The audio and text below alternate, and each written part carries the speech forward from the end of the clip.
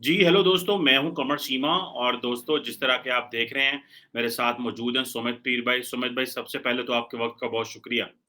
Thank you Cheema साहब, thanks for the invitation. Thank you very much. Sumit भाई, आज बात करना चाह रहा हूँ मैं आपको जिस तरह पता होगा कि जापान के साबिक वज़ीर-ए-आज़म शिंज़ो एब जो हैं वो उनको कत्ल कर दिया गया। आज मैं बात करना चाहता हूँ भारत और जापान के ताल्लुकात पे। आप क्या समझते हैं कि जो शिंज़ो एब थे, उन्होंने भारत के साथ किस तरह का स्ट्रैटेजिक पार्टनरशिप जो है वो रखी? क्योंकि रिसेंटली आपको पता है जापानीज़ प्राइम मिनिस्टर इंडिया आए, एक जॉइंट कम्युनिकेशन भी हुआ जब जापानीज़ प्राइम मिनिस्टर किशिदा आए थे, तो वो मैंने सारा पढ़ा उसमें जो है वो पाकिस्तान को भी बीच में जो है ना रगड़ देते हैं, वो मैं देखता उसमें हूँ। हमने बात भी की थी। हाँ, बात भी की थी। तो आप क्या देखते हैं मैं ज़रा आज क्योंकि ये बड़ा रेलेवेंट टॉपिक है तो मैं चाह रहा था कि ज़रा इंडिया-जापान के ताल्लुकात पे बात करें कि इंडिया में इस वक़्त क्या सेंटिमेंट्स हैं, लोग क्या देख रहे हैं? मैं मोदी साहब का ट्विटर हैंडल देख रहा था, तो प्राइम मिनिस्टर मोदी बड़ा ही वो सेंटिमेंटल पर्सनल हुए हुए थे। तो आप क्या देख रहे हैं इसके क्या ये जो इनकी लिबरल डेमोक्रेटिक पार्टी थी, वो पावर में है, वो कैसे देख रहे थे आप इंडिया-जापान ताल्लुकात इनके दौर में और आगे भी? ज़रा काइंडली इसमें शेयर करें। देखिए चीमा साहब, शो पे बुलाने के लिए धन्यवाद। आज सबसे पहले तो उनको श्रद्धांजलि देंगे, प्रभु उनकी आत्मा को शांति दें। हमारे बहुत अच्छे मित्र थे, पर्सनल फ्रेंड, इंडिया के पर्सनल फ्रेंड थे। देखिए, डिप्लोमैटिक ताल्लुकात आपके कई सारे लोगों से हो सकती है, पर किसी से पर्सनल दोस्ती हो जाती है। शिंजो अबे साहब वो एक शख्सियत थे जिनके हमारे साथ पर्सनल दोस्ती थी, और ये दोस्ती शुरू होती है जब मोदी जी गुजरात के सीएम थे और तब वो जापान गए थे, तब से वो दोस्ती की शुरुआत होती है। करीब 20-25 साल की ये दोस्ती है। तब वो मोदी जी भी सीएम थे, वो भी मिनिस्टर थे, इतने दोनों मतलब प्राइम मिनिस्टर नहीं थे। पर ये दोस्ती का आगाज तब मिला, केमिस्ट्री तब मिली, माइंडसेट तब मिला, थॉट प्रोसेस तब मिला। विद टाइम आप जानते हैं कि सबसे लॉन्गेस्ट सर्विंग जापानीज पीएम रहे। इससे पहले जापान में तो ये होता था कि आज ये स्कैंडल हो गया, पीएम बदल गया, आज ये सेक्स टैंक स्कैंडल हो गया, आज ये फाइनेंशियल स्कैंडल हो गया। और जापान के सीएम तो ऐसे बदलते थे जैसे हमारे यहाँ मौसम बदलते, पता ही नहीं रहता था जापान का सीएम कब बदले। मतलब पॉलिटिकल अनस्टेबिलिटी और जापान में लाइक सिनोनिम्स, कुछ भी हो सकता कभी भी। इनके आने के बाद जापान में सबसे पहले तो आई पॉलिटिकल स्टेबिलिटी। सबसे पहले एक ही व्यक्ति थे पॉलिटिकल स्टेबिलिटी लाए। दूसरी चीज ये लाई जापान में नेशनलिज्म। जापान में नेशनलिज्म लिटरली खत्म हो गया था, और जब ये लिटरली आ गए तो इकोनॉमी की बात करूं तो almost almost it was stagflation. It was stagflation पे इकोनॉमी आ गई थी। और आप जानते हैं Japan is a ageing population. Biggest importer of nurses जो दुनिया में है वो है जापान। तो मतलब, और आप जाए तो सबसे महंगा शहर टोक्यो और ओसाका ये अब भी शुरू से रहा है। और जापान तो मैं पहली बार गया था तो मैंने नरिता से स्ट्रीट तक करीब 400 सिंगापुर डॉलर की टैक्सी ली थी। मैं ही एक सर फिरा था जो टैक्सी में बैठा था, पहली बार था, मुझे पता नहीं था, मैंने टैक्सी में बैठ गया। जब 400 डॉलर की टैक्सी ली तब लगा नहीं यार, बहुत महंगा जगह है। एनीवे, तो ये इन्होंने इकोनॉमी को इन्होंने रिवाइव किया, इन्होंने कॉन्स्टिट्यूशन में कुछ चेंजेस किए। इनका थॉट प्रोसेस जापान के डिफेंस को लेके था। अब आप तो जानते हैं एबेनॉमिक्स कहते हैं इनके एक इकोनॉमिक पर्सपेक्टिव को, जो उन्होंने काफी सारी चीजें लाए। अब यहाँ थिंक टैंक्स में ये भी बात हो रही थी कि इनका मंशा थी कि पूरा कॉन्स्टिट्यूशन ये बदल दे। डिफेंस स्पेंडिंग पे इनका जोर था, इनका मानना था Japan should be able to defend itself, आप अमेरिका पे डिपेंड ना रहे। और इन्होंने चाइना के खिलाफ एक एग्रेसिव स्टैंड लिया। पहले जापानीज प्राइम मिनिस्टर पिछले 20 सालों में, 25 सालों में, जिन्होंने चाइना के खिलाफ एक एग्रेसिव स्टैंड लिया। और ये स्टैंड बढ़ता है जी जिनपिंग के आने के बाद। पहले इतना एग्रेसिव नहीं था। पहले उन्होंने दोस्ती वोस्ती की कोशिश की, उन्हें लग रहा है यार बात बनेगी नहीं। अगर किसी ने हमारे एशिया में, मैं तो इसको एशिया ही बोलूंगा, एशिया पैसिफिक में खुल के चाइना की हेजेमनी की बात की, वो उन्होंने की थी करीब 2014 में की थी, बहुत साल पहले की थी उन्होंने। अब वायरस वाला तो 1919 में आ गया। उन्होंने खुल के उनका विरोध किया था। अब चाइना के आप जानते हैं इनके जो डिस्प्यूटेड आइलैंड चेन है वहां भी विवाद चलता रहा। तो ये एक नया पर्सपेक्टिव लाए थे जापान की पॉलिटिक्स में। और अगर आप एशिया का आप आंकलन करिए, if you do analysis of the Asia, दो ही पावर है यहाँ पे, या तो इंडिया था या चाइना था। चाइना के साथ इनकी बनती नहीं है। और आपको जानता है कि नानजिंग वाला जो मैसेकर था, जहाँ चाइनीज कहते हुए जापानीज ने इतने लोग मारे और यहाँ सेक्स स्लेवरी की बात की थी, बड़े किस्से उसमें, उस पर फिर कभी जाएंगे, वो एक पूरा ही चैप्टर है। और चीमा साहब, मैं दर्शकों को बोल दूं, अब बहुत से दर्शकों को ये नहीं पता होगा, हिंदुस्तान और पाकिस्तान की दुश्मनी की मिसालें दी जाती है, एक रस्साकशी की मिसालें दी जाती है। कहते भाई बड़ी दुश्मनी है नॉर्थ कोरिया साउथ कोरिया, पर काफी लोग ये नहीं जानते होंगे उससे भी घातक, उससे भी ज्यादा, उससे भी एलिवेटेड दुश्मनी है चाइना और जापान की। ये काफी लोग नहीं जानते। अब मैं दोनों जगह काफी घूमा हूं, तो मैंने ये जो दुश्मनी है, जो वो बात है ना, ये केमिस्ट्री ना मिलना, ये लोगों के लेवल पे है, पॉलिटिशियंस के लेवल पे नहीं है, लोगों के लेवल पे है थी ये जापान में। अब यहाँ नेशनलिज्म लाना, यहाँ जापान को इकोनॉमिक सर्कल्स में वापस लाना, जापान की इकोनॉमी को ठीक करना, कॉन्स्टिट्यूशनल चेंजेस करना, नेशनलिज्म की बात करना और जापान को मिलिट्री पर्सपेक्टिव उसका मजबूत करना, जापान को वापस से एक पॉलिटिकल और इकोनॉमिक प्लेयर बनाना। आप देखिए उसके बाद इंडिया में सॉफ्ट बैंक आया, काफी सारी चीजें उन्होंने बिहाइंड द सीन्स की। सॉफ्ट बैंक ने काफी फंडिंग कर रखी है इंडिया में। तो मोदी जी तो आप जानते हैं उनका बिल्कुल बिजनेस माइंड होता है, और उन्होंने इंडिया के पार्लियामेंट में आपने खुद बोला कि भाई जो क्वाड का जो ब्लूप्रिंट था वो रखा, पर तब मोदी जी की सरकार नहीं थी, यूपीए की सरकार थी। तो वो पहले क्वाड तो ही बना था ना, इंडो पैसिफिक में जो सुनामी आई थी तब इसकी परिकल्पना हुई थी, पर इसका डायमेंशन सुनामी नहीं था, इसका डायमेंशन हम हमेशा और कुछ था। अब हुआ क्या कि जब मोदी जी की सरकार आई, ये जितनी भी चीजें थी चीमा साहब, ये होगी फ्रैक्टिफाई इनटू रियलिटी। पहले कॉन्सेप्ट था, उन्हें वो समर्थन नहीं मिला, यूपीए से मनमोहन सिंह जी की सरकार थी, वो समर्थन नहीं मिला। तो मोदी जी के आने के बाद अगर आप देखेंगे एकदम जापान का इन्वेस्टमेंट इंडिया में बढ़ता है, करीब 1.5 गुना से 1.7 times it has increase. Japan की करीब 9,000 से 15,000 के बीच कंपनियां अभी इंडिया में काम कर रही है। जापान का ट्रेड इंडिया के साथ बढ़ता है, जापान में पॉलिटिकल स्टेबिलिटी आती है, और जापान इंडिया का एक एशिया में, देखिए जापान नंबर 3 इकोनॉमी तो है ही ना दुनिया की बाय जीडीपी, वो और इंडिया का साथ आना, कॉपरेशन, इंडस्ट्री, कॉड, इन्वेस्टमेंट, सारी चीजें आई। और इंडिया को, उन्हें इंडिया में क्या दिखा, एक और उनका इंटरनल थॉट प्रोसेस था, इंडिया में यूथ है, इंडिया में पॉपुलेशन है, इंडिया में स्किल है, इंडिया में मैन्युफैक्चरिंग है, हम चाइना नहीं जा सकते, हमारे लिए चाइना ऑप्शन नहीं, तो हमारे पास ऑप्शन क्या बचता है, इंडिया। तो उनके अगर आप देखिए, मारुति हमारे यहाँ बहुत फेमस कार है, मारुति सुजुकी, तो सदियों से चलती आ रही है। ऐसे कई सारे जापानीज कंपनियों के सक्सेसफुल वेंचर्स, और यहाँ बहुत जापानी रहते हैं, करीब 15 से या 25 एक हजार जापानी यहाँ रेजिडेंट वीजास पे रहते हैं, जो यहाँ की कंपनियों के ऊपर बॉसेस वगैरह है जापानीज, जितने भी उनके एसेट्स हैं, इंडस्ट्रीज हैं, वो चलाते हैं। बहुत कंपनियां जापान के यहाँ साथ, तो छोटे यूनिट, बड़े यूनिट, और इंडिया की इकोनॉमी में घुल मिल गए, और पिछले 20-23 साल से बड़े खुश हैं यहाँ से, और पूरा इज्जत मिलता है उन्हें, पूरा एहतराम मिलता है। पर एबे साहब के आने के बाद ये एक दूसरी लेवल पे पहुंच गया, क्योंकि यहाँ मोदी जी आते हैं, यहाँ एबे साहब आते हैं, एबे साहब तो पहले आ गए थे खैर। ये जो केमिस्ट्री मिलती है, तो ये एक बहुत बड़ा चमत्कार, बहुत बड़ा economic, socio economic, political agendas और इश्यूज को लाती है। तो इसीलिए आज आपने जो बोला कि भाई प्राइम मिनिस्टर मोदी साहब भावुक हो गए थे, इमोशनल हो गए थे, क्योंकि उनका पर्सनल फ्रेंड है। अगर आप डोनाल्ड ट्रंप साहब का भी ट्वीट देखें, उन्होंने भी कहा भाई मेरा personal friend we have lost, और ये तो उनके साथ गोल्फ खेलते थे। एक बार फर्स्ट लेडी के बर्थडे के डिनर था, उसमें आगे, जो जापानीज ट्रेडिशन, ये जापानीज प्रोटोकॉल नहीं है, ये तब भी वहां गए चीमा साहब। तो ये एक, और आज मुझे जो हैरानी होती है, अब यहाँ अपर हाउस का इलेक्शन है संडे को, उसी उसकी कैंपेनिंग कर रहे थे, आज फ्राइडे की बात है। तो ये जो आज शूटिंग हुई है, इसमें पॉलिटिकल एंगल हो सकता है, हमें नहीं पता, we can not rule out. अब ये जो बंदा था, ये एक्स नेवल डिफेंस का बंदा, naval defence is like navy but not navy, मतलब नेवल डिफेंस का बंदा था। अब चीमा साहब यहाँ एक और चीज है, इसने ये शॉर्ट गन या जो हैंड गन टाइप थी घर में बनाई थी, ये कोई ब्रांडेड या खरीदी नहीं है, जापान में ना ब्रांडेड मिलती है, ना खरीदना आप सकते ही नहीं, कुछ नहीं मिलता। अब इसने ये घर में बनाई, और इसका बिल्कुल निशाना उनके दिल पे था, he died because of a wound in the heart by profuse bleeding, मतलब ब्लीडिंग इतनी हो गई उससे उनकी डेथ हो गई। इसका नशीना भी सटीक था। इसने, तो ये pre planned, pre meditated conspiracy, ऐसा नहीं कि स्पर ऑफ द मोमेंट हो गया, हेट क्राइम, ऐसा कुछ नहीं है। उन्होंने रेकी की, मौका देखा, बंदा ढूंढा, अब इसके पीछे कौन है, इसके पीछे क्या है। और यहाँ हम देख रहे थे कि चाइना के सोशल मीडिया पे तो लोग बहुत खुश हैं, बहुत, मतलब वहाँ तो लिटरली अगर मैं बोलूँ, ऐसा वहाँ तो जश्न मनाया जा रहा है। ये जश्न चाइना में क्यों मनाया जा रहा है? चाइना का कोई स्टेटमेंट इसको लेके नहीं, जबकि काफी वर्ल्ड लीडर्स का स्टेटमेंट आया। और अब इन्होंने जब स्टेप डाउन किया था 2 साल पहले, हेल्थ रीजंस के किया था, अब आज मतलब ईश्वर की कृपा से ठीक लग रहे थे, स्पीच स्पीच दे रहे थे, तो हेल्थ भी इनकी ठीक हो रही थी।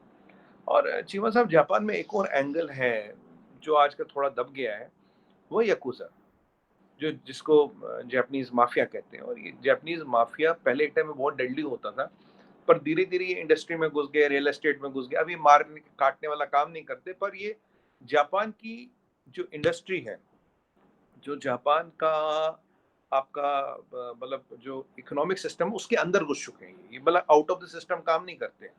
तो इनके लोग भी हर जगह हैं। अब उनका कोई रोल तो नहीं है, उनको क्योंकि इन्होंने काफ़ी रिफॉर्म्स भी किए थे, काफ़ी इकोनॉमिक रिफॉर्म्स किए थे इन्होंने, उनका कोई रोल तो नहीं, ये नहीं पता। या चाइना में खुशी क्यों मनाई जा रही है, ये नहीं पता। और जापान में जो अगर आप टोक्यो जाए तो शिंजुकू है सबसे बड़ा बिज़नेस डिस्ट्रिक्ट। जापान की एक यूनिकनेस आपको बताऊँगा, जो सबसे बड़ा बिज़नेस डिस्ट्रिक्ट है, पार्क है, एक line hardly 100 metres away is the Japan's biggest red light area. वहाँ का कल्चर और ये रेड लाइट एरियाज वगैरह आर कंट्रोल बाय याकुजा। ये बिजनेस डिस्ट्रिक्ट, ये red light area 100 metres away, मतलब वहाँ दे काइंड ऑफ कोएग्जिस्ट। और बिना पॉलिटिकल पेट्रनेज के, बिना राजनीतिक संरक्षण के ये पॉसिबल नहीं है। आपको इतना खुला, इतना बड़ा सेटअप कहीं दुनिया में नहीं दिखता, बिल्कुल बिजनेस डिस्ट्रिक्ट के साथ लगा हुआ टॉप मोस्ट जगह पे, जहाँ रियल एस्टेट की कीमतें शायद आसमान को छूती हो, पता नहीं कितना महंगा है। तो मतलब ये सब चीज़ों को देखते हुए, और आपको याद होगा इनके दादा पे भी हमला हुआ था, इनके दादा पे भी को भी किसी ने छुरी कमर में इनकी प्रोटेक्शन क्यों नहीं कर पाई, इनके पास प्रोटेक्शन क्यों नहीं थी इतनी। अगर कोई भी राह चलता, एक्स प्राइम मिनिस्टर को मार देता, तो एक इंटेलिजेंस फेलियर भी है बहुत बड़ा। तो काफ़ी सारी चीज़ें हैं, काफ़ी सारी इसमें गुत्थियाँ हैं चीमा साहब, इतना स्ट्रेट फॉरवर्ड नहीं है। बट हाँ, हमने एक दोस्त खोया है, हमारे करंट प्रधानमंत्री जी हैं, उनके साथ भी अच्छे संबंध हैं, ऐसी कोई दिक्कत नहीं है।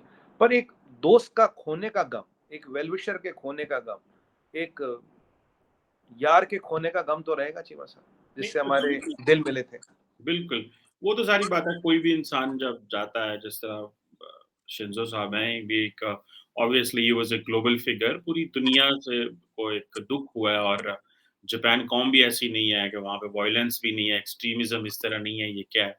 एनी हाउ, जो क्वेश्चन मैं करना चाहता हूँ, आप क्या समझते हैं इंडिया जापान का जो स्ट्रेटेजिक पार्टनरशिप है, उसमें इनका क्या रोल था इन टर्म्स ऑफ जो 2007 में इंडो पैसिफिक के हवाले से इन्होंने बड़ा काम किया, क्वाड के हवाले से।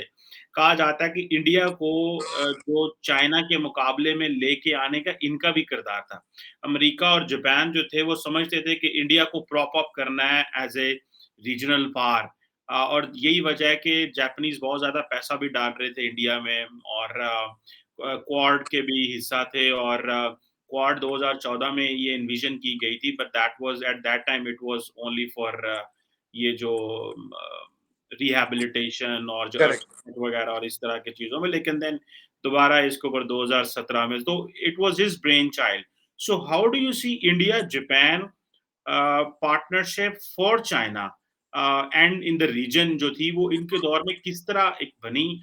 और आप क्या समझते हैं कुछ चीज़ कॉम्प्रोमाइज़ तो नहीं हो सकती या बिकॉज़ वो जो एक माइंडसेट जो था जिसने ये सारा कुछ किया, ही इज़ नो मोर?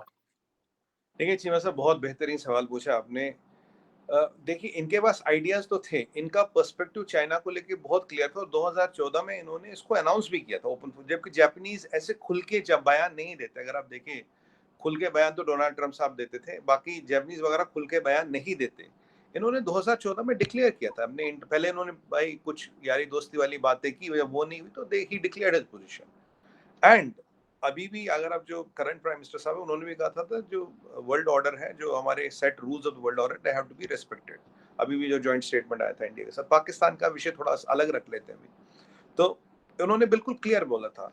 अब इनके दिमाग में जो भी आइडियाज थे। अब इनको पता था भाई एशिया में दो पावर है, इंडिया है, चाइना। चाइना के साथ आपकी बनती नहीं, बन नहीं सकती एक, क्योंकि ये जो इनकी वो नानजिंग वगैरह जो ग्रेट, बहुत उस पर कभी फिर बात करेंगे, बहुत लंबी हिस्ट्री है। सेक्स स्लेवरी, वर्ल्ड वॉर 2, ये सब काफी था। अब यहाँ पे इनको लगा भाई इंडिया एक पोटेंशियल पावर है, पर मोदी जी के आने से पहले चीमा साहब इंडिया में वो पॉलिटिकल विल ही नहीं थी, पॉलिटिकल विल नहीं थी। अब ये आबे साहब आए, बोले, कहें, जाएं, जब पॉलिटिकल विल ही नहीं थी। अब मोदी जी आए, देखिए इनकी दोस्ती इनसे बहुत पहले हुई थी as Gujarat CM. Chemistry, thought process, विचारधारा मिलती थी। अब जब वो पावर में आते हैं, शिंजो आबे साहब ऑलरेडी पावर में, ये जितने भी चीजें थी इनको एक प्रोडक्टिवली और प्रोएक्टिवली लिया गया और इनको क्रियान्वित किया। क्रियान्वित मतलब they have been put in action. पहले भी इनके पास आइडियाज थे, ये थे, पर मनमोहन सिंह साहब थे, उनको शायद समझ नहीं आया, उनमें करने की हिम्मत नहीं थी। तो मोदी जी ने बोला हाँ हम करते हैं, और तब बाय दैट टाइम जियो भी बदल गई थी। देखिए, प्रेसिडेंट ट्रंप के आते ही यूएस की जियोपॉलिटिक्स बदल गई। ओबामा साहब के टाइम में ओबामा जो बाइडेन थे, एक जियोपॉलिटिक्स का एक दौर था। उसी टाइम में चाइना पूरा घुस गया था यूएस इकोनॉमी में। China is the innovation hub, ये किसने कहा? ओबामा एडमिनिस्ट्रेशन ने। China is the factory of the world, किसने कहा? ओबामा एडमिनिस्ट्रेशन ने। हर चीज में चाइना चाइना, जैसे वो माला जपते हैं ना चाइना की माला किसने जपी? ओबामा और जो बाइडेन साहब ने। प्रेसिडेंट वाइस प्रेसिडेंट यही थे। आप नंबर उठा के देखिए, बिफोर ओबामा आफ्टर ओबामा, इन दोनों के टेन्योर पे देखिए चाइना कितना इंट्रेंच हो गया उसमें। क्योंकि उनका एक गलत मिसकॉन्सेप्शन था कि भाई जब इनको पैसे मिलेंगे ये डेमोक्रेसी में तब्दील होंगे। डेमोक्रेसी तो बनी नहीं और बड़ी ऑटोक्रेसी बन गई। जो बाइडेन साहब के आने से जियो पॉलिटिक्स बदल गई। या शिंजो आबे आए, यहाँ मोदी जी आए, तो ये अभी 3 लाइक माइंडेड लीडर आ गए। वहाँ ऑस्ट्रेलिया के प्राइम मिनिस्टर साहब थे, अब बदल गए, मोरिस साहब। तो ये 3-4 लोग आए, तो इनका एक थॉट प्रोसेस मिला। जो आइडियाज थे वो फ्रैक्टिफाई हुए एक्शन में। क्योंकि आइडियाज को एक्शन में फ्रैक्टिफाई करने के लिए हिम्मत चाहिए, हौसला चाहिए। आइडियाज तो मैं आपको 5 दे दूं, आप मुझे 10 दे दे, पर उसको इस टाइम आप या मैं अगर हिम्मत रखेंगे एज लीडर्स, तो हम इम्प्लीमेंट कर पाएंगे। नहीं रखेंगे तो ठीक है, आपका आइडिया अच्छा, सुन के अच्छा लगा, चाय पी के जाइएगा, यही होता फिर। तो अब हमने उनको फ्रैक्टिफाई किया। अब आपका दूसरे पार्ट का सवाल, क्या इनके जाने से कुछ चीजें चेंज होगी? देखिए, we have to keep our fingers crossed. We hope, we pray, we believe that there will be no change. But जब इतनी बड़ी शख्सियत सीन से एग्जिट हो जाती है, और अनफॉर्चुनेटली परमानेंट एग्जिट, ये टेम्परेरी एग्जिट नहीं की, ठीक है आप पावर में निकल आएंगे, परमानेंट एग्जिट है। चीमा साहब, डिपेंड करेगा इसके पीछे ताकतें कौन सी। अभी मुझे नहीं पता, मतलब अंदाजा लगाना, मैंने आपको कुछ आइडियाज दे दिए जो इधर उधर से जो छोटे मोटे सिग्नल आ रहे हैं, जो कहते हैं रडार पे डॉट्स आ रहे हैं। अभी अभी पता लगेगा कि इलेक्शन संडे को है, अपर हाउस का इलेक्शन है, बिल्कुल से एहतियात थे, कैंपेन कर रहे थे, चाइना के सोशल मीडिया पे खुशी है, इकोनॉमिक रिफॉर्म्स किए, Yakuza was not happy with a lot of things. तो ये कौन से लोग हैं, कौन सी शक्तियां हैं? किसी ने तो मारा है, किसी कारण तो मारा है, और शूट टू किल था ये, मतलब और कोई इसका आइडिया था नहीं वो। अब देखिए वो बंदा भागा भी नहीं वहां से। तो अब इसके पीछे जो शक्तियां हैं वो कौन है, उसके जब जब इसका खुलासा होगा, कुछ करेंगे कुछ नहीं करेंगे, बट हम आप इसका आइडिया लगा लेंगे, थोड़ा सा भी खुलासा होगा तो we can join our dots. उससे पता लगेगा will it impact the relations और not. But as on date we hope, pray and believe there be no impact. But हाँ, एक वैक्यूम जरूर बनाया चीमा साहब, मैं इस बात का एग्री करूंगा। There is a vacuum which has been created by his death, because he is a larger than life world leader. Japan का लीडर छोड़िए, he was a world leader, larger than life personality. और इनकी जो दोस्ती करने की जो क्षमता थी, लोगों से मित्रता करने की जो क्षमता थी, दैट इज अनपैरेलल। उसका कोई शायद मुकाबला था नहीं। और मैंने भी मोदी जी का आज हैंडल देखा है। I can also feel the pain, I can feel the, मतलब एक एक तो होता है भाई आप राजनीतिक बयान दे रहे हो माय फ्रेंड, एक दूसरा होता है अगर अगर ईश्वर न करे आपके दोस्त के साथ ऐसा हो जाए, तो आप वो जो इमोशंस है वो आपके वर्ड्स में कहीं ना कहीं कभी ना कभी दिख जाएंगी।